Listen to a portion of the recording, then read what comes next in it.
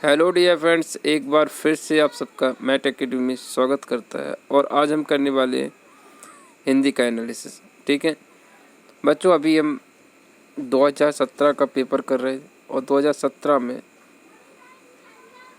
100 question पूछे जाते थे और ये 100 क्वेश्चन आपके नवोदय एग्ज़ाम के लिए बहुत ही इम्पोर्टेंट है। बच्चों, आपको हर एक क्वेश्चन को समझना होगा और लैंग्वेज से बहुत ही इजी क्वेश्चन पूछे जाते हैं, इसलिए लैंग्वेज के हर एक पैराग्राफ को आपको ध्यान से पढ़ना होगा।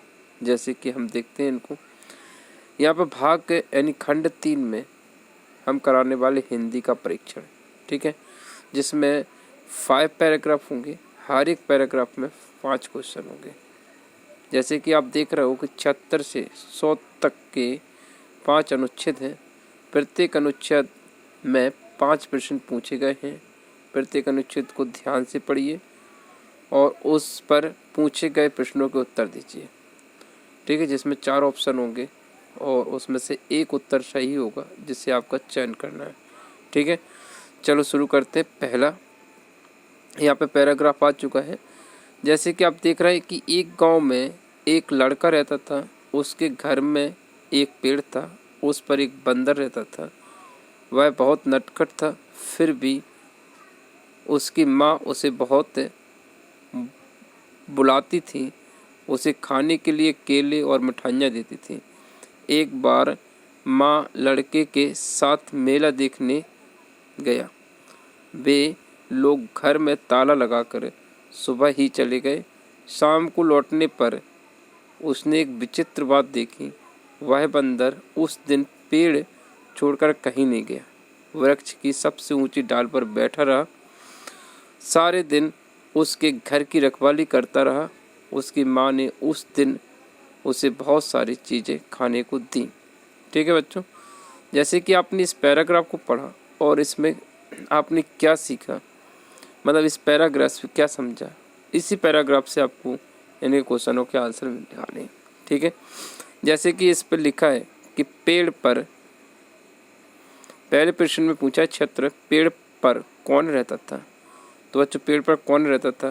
पेड़ पर एक बंदर रहता था। यहाँ पर इसका आंसर मिल चुका है दूसरा।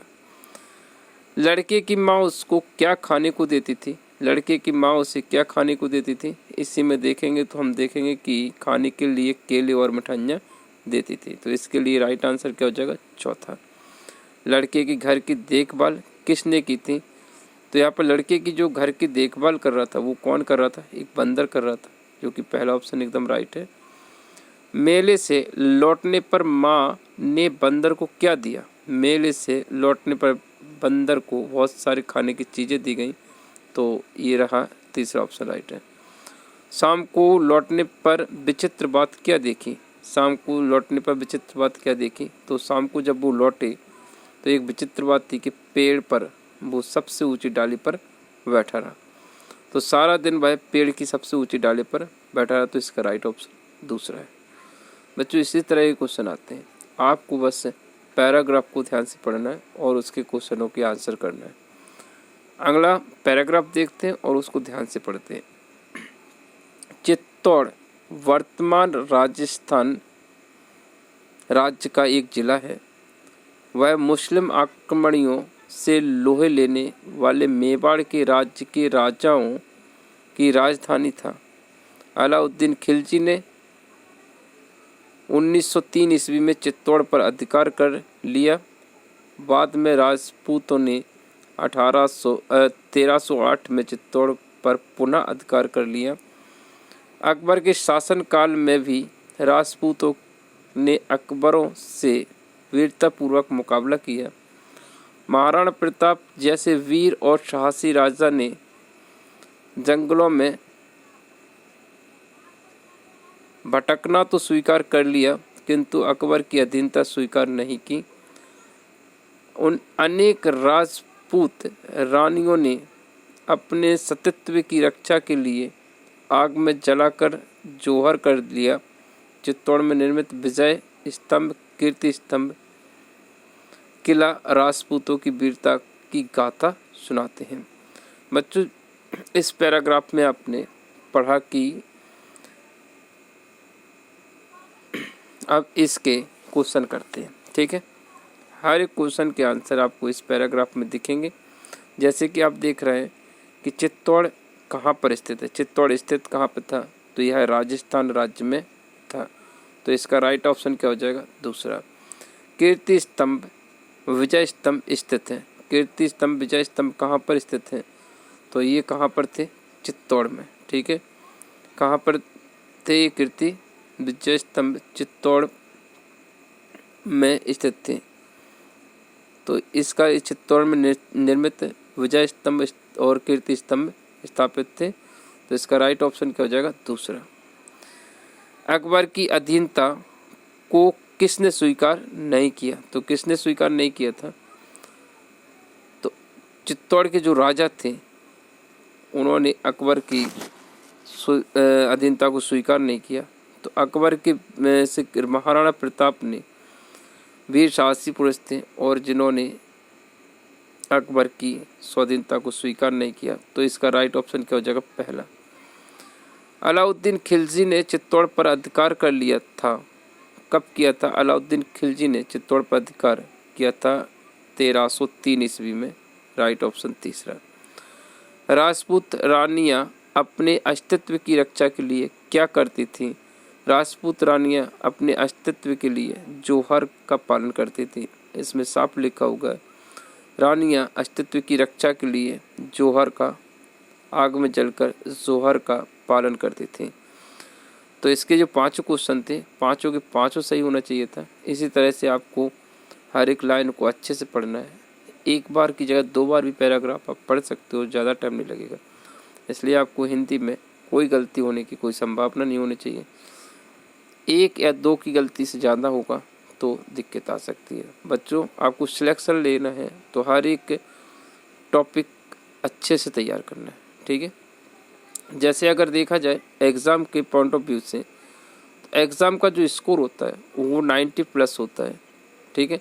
जिसमें से मुझे रीजनिंग में 1 या 2 एक क्वेश्चन से ज़्यादा गलत नहीं होना चाहिए। उसी तरह से हिंदी एक लैंग्वेज है या फिर इंग्लिश एक लैंग्वेज है जिसमें से 1 या 2 क्वेश्चन की संभावना होती है गलती की।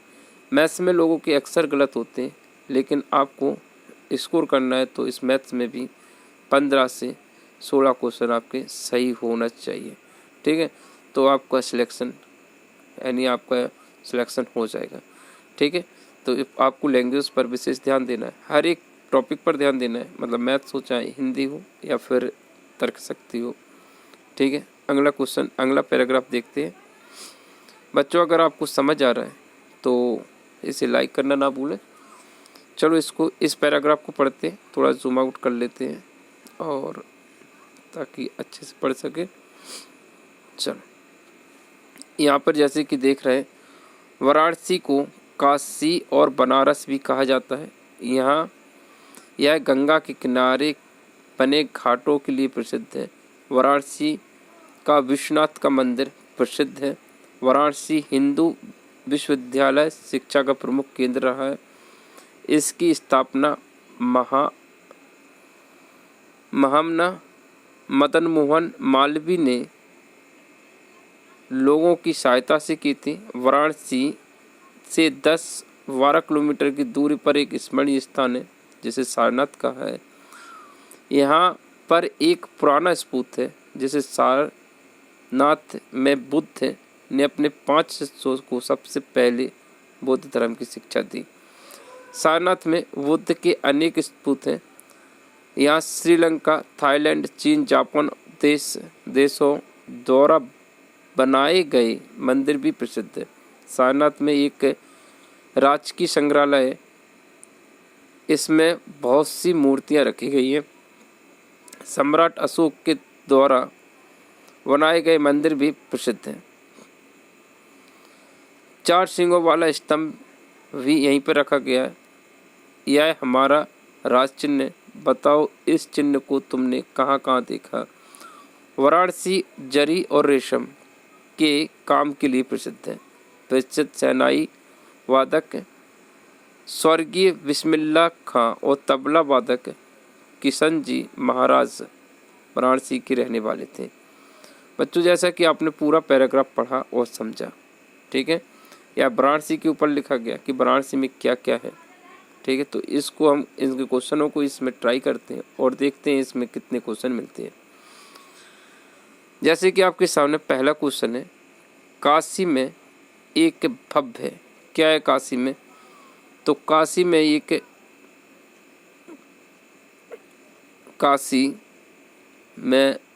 ये जो है गंगा के किनारे एक विश्वनाथ जी का मंदिर है। किसका? विश्वनाथ जी का मंदिर है। यहाँ पे देख रहे हो।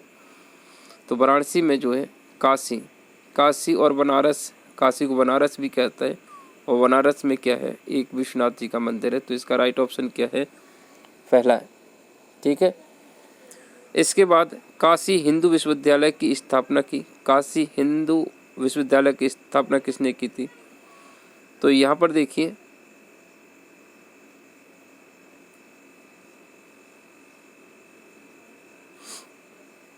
विश्वविद्यालय शिक्षा केंद्र, इसकी स्थापना मदन मोहन मालवीय ने की थी। किसने की थी? मदन मोहन मालवीय ने। यहाँ पर दिख रहा है आपको, मदन मोहन मालवीय ने विश्वविद्यालय की स्थापना की थी। तो इसका राइट ऑप्शन क्या हो जाएगा? तीसरा। अगला क्वेश्चन देखते हैं, सारनाथ अस्तित्व में है वाराणसी से।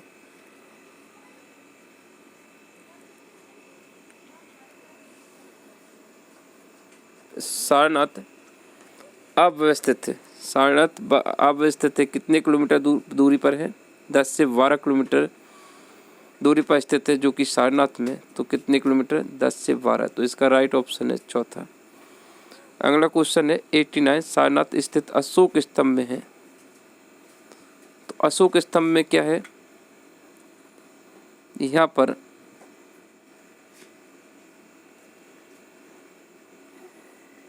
एक स्तंभ रखा है जिसमें बहुत सारी मूर्तियां बनी अशोक स्तंभ का आगे। तो यह है, इस पर 4 सींगों वाला क्या बना हुआ है? 4 सींगों वाला। कितने सींगों वाला? 4 सींगों वाला। तो राइट ऑप्शन क्या हो जाएगा? 4 सींगों वाला एक मूर्ति बनी है। ठीक है, जिसमें लिखा है 4 सींगों वाली स्तंभ भी रखा गया है। लास्ट क्वेश्चन है, वाराणसी निवासी किशन जी महाराज का स्तंभ किस वाद्य यंत्र से है? तो वाराणसी के जो किशन जी महाराज हैं, उनका संबंध किससे? तो किशन जी वाराणसी में रहने वाले हैं और इनका संबंध शहनाई से है। शहनाई वादक स्वर्गीय बिस्मिल्लाह खां और तबला। तो ये कौन क्या है? किशन जी का संबंध किससे? तबला से। तो राइट ऑप्शन क्या हो जाएगा? तीसरा। ठीक है, शहनाई बिस्मिल्लाह थे और बनारसी के जो किशन जी महाराज का संबंध किससे था? तो तबला से था। इस तरह से हमने इसके 5 क्वेश्चन इसी में सर्च कर लिए, ढूंढ लिए। तो इसी तरह से आपको पैराग्राफ को पढ़ना है और हर एक क्वेश्चन को आपको ढूंढना है। चलो अगला पैराग्राफ देखते हैं।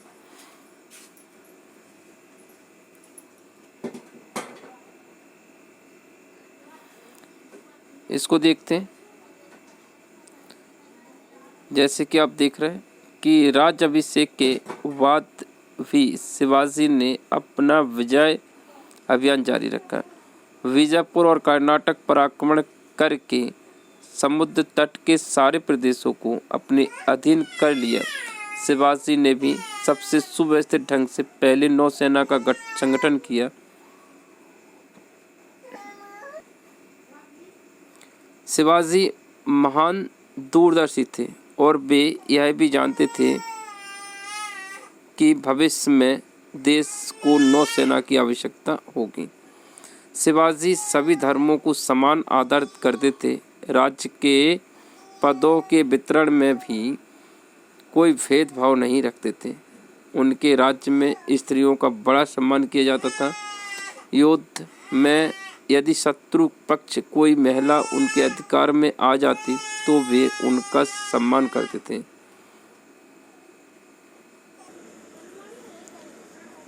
वे उसका सम्मान किया करते थे।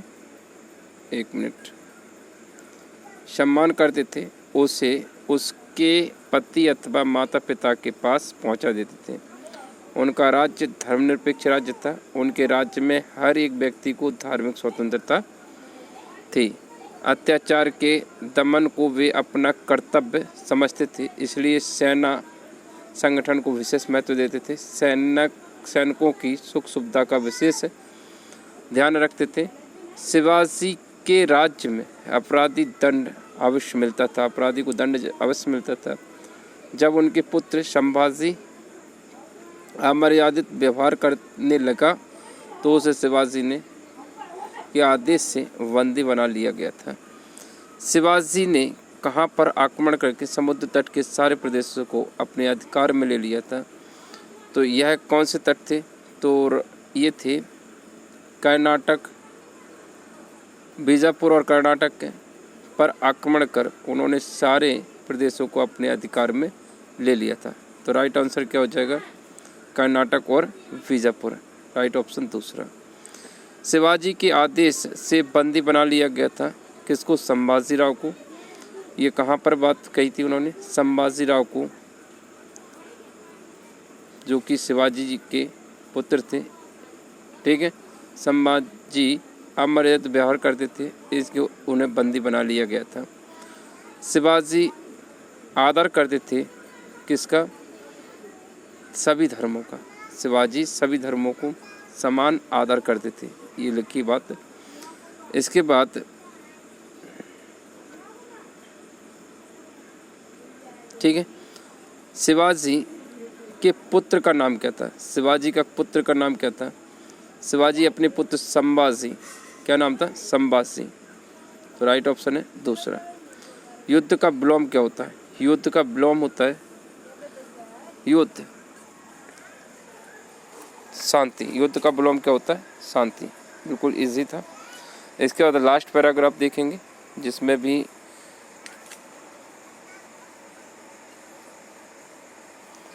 एक वन में एक रहट था, उसे बहुत सारे मेढक रहते थे। रहट मतलब होता कुआं। पेन बदल लेते हैं, ठीक है। मेढक रहते थे। उन मेढकों के मुखिया का नाम गंगदत्त था। एक बार गंगदत्त रहट से पानी निकालने वाली टिड्डों की माला बैठकर कुएं से बाहर आया। बाहर की दुनिया देखकर वह बड़ा प्रसन्न होगा। वह फुदक फुदक कर वन की हरियाली में सैर करने लगा। सैर करके बड़ा आनंद प्राप्त करने लगा। काफ़ी देर तक फुदकने घूमने के बाद वह हरी घास से भरे एक मैदान में पहुंच गया। उसने देखा वहाँ एक भूख प्यास से मरियल हरा सांप पड़ा था। सांप को गंगदत्त ने जीवन में पहली बार देखा था। उसे उसका रंग रूप आकार बहुत अच्छा लगा। ठीक है, तो रहट में कौन सा जीव रहता था? तो रहट में कौन रहता था? मेढक।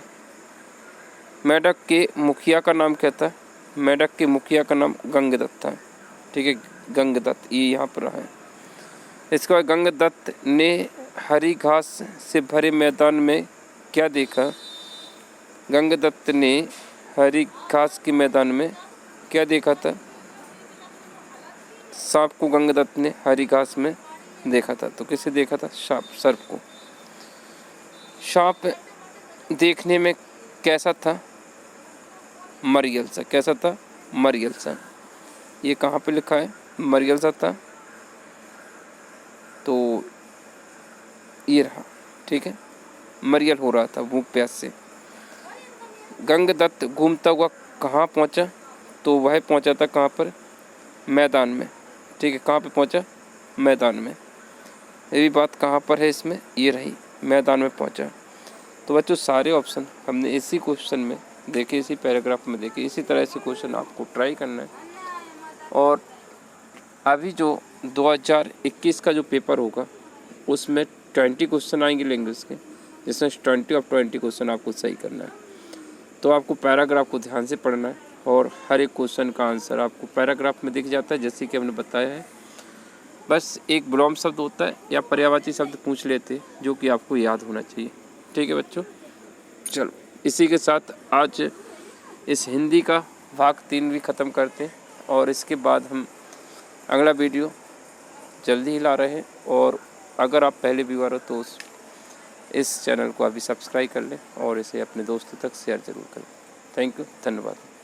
फिर मिलते हैं जल्दी ही, तब तक के लिए बाय बाय।